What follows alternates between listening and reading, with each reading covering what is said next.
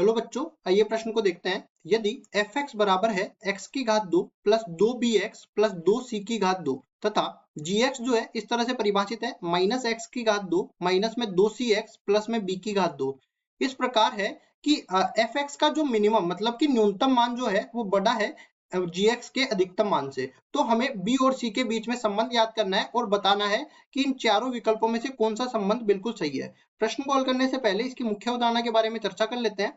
मुख्य अवधारणा।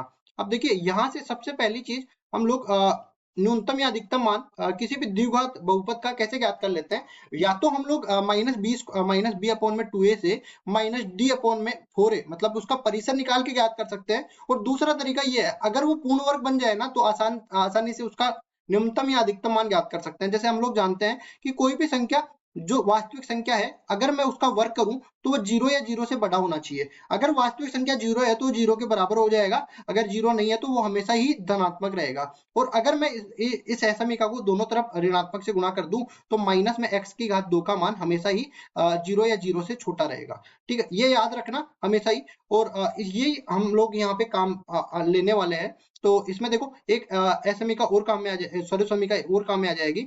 a plus B इस पूरे का वर्ग जो होता है वो अपने पास बराबर हो जाएगा a स्क्वायर प्लस में 2ab प्लस में बी स्क्वायर। इसी तरह अगर ये माइनस आ जाता है तो यहाँ पे भी माइनस आ जाता है। अब सवाल को हल करते हैं। पहले तो मैं एफ एक्स को उठा के लाता हूँ इधर। देखो एफ एक्स किसके बराबर है, ये बराबर है x square plus 2bx plus 2c square. X square plus 2bx plus 2c square. इसमें देखो आप देख सकते हो कि a स्क्वायर प्लस 2ab तो बना हुआ है, लेकिन अगर इसमें b स्क्वायर और आ जाए ना तब अपने पास काम बन जाएगा इसका। तो हम लोग क्या करेंगे, इसमें b स्क्वायर जोड़ देंगे और घटा देंगे। तो एफ एक्स बराबर क्या बन जाएगा, एक्स स्क्वायर प्लस में 2bx प्लस में बी स्क्वायर और प्लस में 2c स्क्वायर, और जो घटाना है वो यहाँ पे घटा देते हैं। अब देखो ये पूर्ण वर्ग बन जाएगा, क्या बनेगा ये x प्लस बी इस पूरे का वर्ग और प्लस में ये कितना बन जाएगा 2c स्क्वायर माइनस में बी स्क्वायर। ये पूरा अपने पास एफ एक्स के बराबर है। अब इसके बाद में देखिए हमने क्या कहा था कि कोई भी वर्ग संख्या है ना उसका कोई भी वर्ग संख्या है उसका मान हमेशा 0 या 0 से बड़ा आएगा। अगर मैं इसका न्यूनतम मान निकालना चाहूँ तो यहाँ पे जैसा कि मैंने बोला है ना एक्स स्क्वायर बड़ा या बराबर होगा 0 के, तो एक्स स्क्वायर का अगर मैं मिनिमम मान निकालना चाहूँ ना तो वो 0 के बराबर हो जाएगा। ठीक है, तो ये कितना बन जाएगा, देखो इस पूरे का अगर मैं न्यूनतम मान एफ एक्स का न्यूनतम मान निकालना है, एफ एक्स मिनिमम, ये कब मिलेगा, जब अपने पास x प्लस बी इस पूरे का वर्ग का मान 0 मिल जाए तब अपने पास इसका न्यूनतम मान मिल जाएगा। तो ये न्यूनतम मान किसके बराबर हो जाएगा, 2c स्क्वायर माइनस में बी स्क्वायर के बराबर हो जाएगा। ठीक है, और याद रखें कि ये शर्त कब अपने पास आ रही है, तो इसका मिनिमम मान इसके बराबर हो जाएगा। अब आगे बढ़ते हैं और gx को उठा के लाते हैं। तो देखो gx किसके बराबर है, ये अपने पास बराबर है माइनस में एक्स स्क्वायर माइनस में 2cx माइनस में एक्स स्क्वायर माइनस में 2cx और प्लस में बी स्क्वायर। अब इसमें देखो क्या करेंगे, gx तो इधर बी स्क्वायर तो है ही और माइनस उबनिश ले लेंगे तो अंदर क्या बचेगा एक्स स्क्वायर प्लस में 2cx। अब इसमें भी क्या करेंगे, देखो सी स्क्वायर जोड़ देंगे और सी स्क्वायर घटा देंगे। तो यहाँ पे देखो जो जोड़ा है उसको तो पूर्ण वर्ग बना देंगे, तो ये क्या बनेगा बी स्क्वायर माइनस में ये अपने पास बन जाएगा एक्स प्लस सी इस पूरे का वर्ग, और ये माइनस अंदर जाएगा तो माइनस माइनस प्लस बन जाएगा तो प्लस में सी स्क्वायर।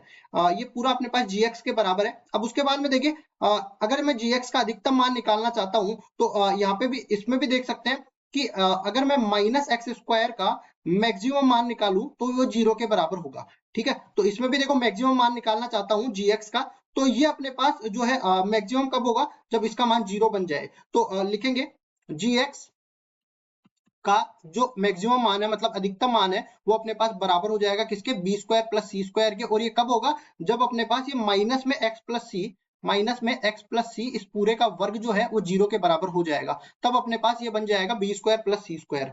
तो देखो ये दोनों मान हमें निकालने थे पहली चीज तो, और फिर असमीका में रखना था। क्या अपने पास असमीका बनी हुई है कि एफ एक्स का जो मिनिमम मान है ना वो बड़ा है जी एक्स के मैक्सिमम मान से।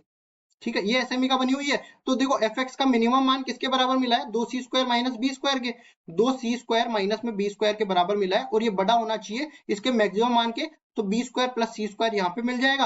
अब देखो सी स्क्वायर के पद को एक तरफ लेके आएंगे, बी स्क्वायर के पद को एक तरफ लेके जाएंगे, तो 2c स्क्वायर माइनस में सी स्क्वायर बराबर हो जाएगा B square plus B square के। तो यहाँ से देखो सी स्क्वायर का मान जो है ये सॉरी बराबर नहीं है, ये अपने पास बड़े का चिन्ह है, तो यहाँ पे बड़े का चिन्ह ही रखेंगे, ये सी स्क्वायर बन जाएगा और ये बड़ा है किससे, 2b स्क्वायर से। ठीक है, अब देखो हम लोग किसी भी ऐसे समीकरण में वर्ग ले लेते हैं, वर्गमूल ले लेते हैं ना, तब हम याद रखते हैं कि दोनों संख्याएं धनात्मक होनी चाहिए, चाहे वर्ग करे चाहे वर्गमूल करे। ठीक है, दोनों संख्या वर्ग करे तब तो ऋणात्मक है दोनों संख्याएं, तब चिन्ह परिवर्तित कर सकते हैं, लेकिन अगर वर्गमूल लेते हैं ना तब दोनों को अपने को बनाना पड़ेगा धनात्मक। ठीक है, तो धनात्मक बनाने के लिए दोनों तरफ मापांक ले सकते हैं, तो ये क्या बन जाएगा, देखो सी का जो मापांक है ना वो हमेशा बड़ा होगा वर्गमूल 2b के मापांक से। ये दोनों संख्या सी का मापांक और बी का मापांक दोनों धनात्मक संख्या है, तो ये संबंध अपने को मिल गए। सी का मापांक बड़ा हो जाएगा वर्गमूल 2 गुणा में बी का मापांक से।